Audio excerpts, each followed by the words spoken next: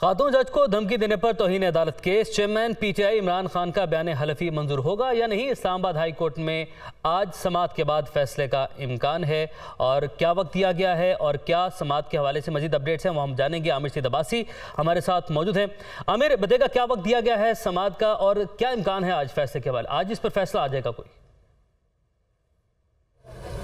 देखिए, Islamabad high court का larger bench जिसकी सरबराही chief justice Islamabad high court justice Athar Minallah करेंगे, दिन 2:30 बजे फैसला करेगा कि चेयरमैन तहरीक इंसाफ इमरान खान के खिलाफ तौहीन अदालत केस की समाअत जारी रखनी है या नहीं रखनी है। इमरान खान के खिलाफ कार्रवाई ख़त्म होगी या नहीं, इस बात का फैसला इस्लामाबाद हाई कोर्ट का लार्जर बेंच आज दिन 2:30 बजे करेगा। चेयरमैन तहरीक इंसाफ इमरान खान ज़ाती हैसियत में पेश होंगे और अपना जो बयान हल्फी है जो उन्हें 2 सफ़ात पर मुश्तमिल इस्लामाबाद हाई कोर्ट में जमा करवाया है, जिसमें उन्होंने ये मौक़िफ़ अपनाया है कि वो माफ़ी मांगने के लिए भी तैयार हैं। अगर अदालत उनसे इसके अलावा भी कोई तसल्ली करना चाहे तो वो उसके लिए भी तैयार हैं और वो अपने किए के ऊपर शर्मिंदा भी हैं। लिहाजा चेयरमैन तहरीक इंसाफ इमरान खान ने कहा है कि उनकी कोई नीयत नहीं थी कि वो खातून जज को धमकियां देते या किसी भी तरीके से इन्फ्लुएंस करते। लिहाजा उन्होंने अदालत से इस्तदा की है कि उन्हें इस मामले के ऊपर माफ़ कर दिया जाए और जो तौहीन अदालत का शो कॉज नोटिस जारी किया गया था वो ख़त्म कर दिया जाए। इस्लामाबाद हाई कोर्ट का लार्जर बेंच आज दिन 2:30 बजे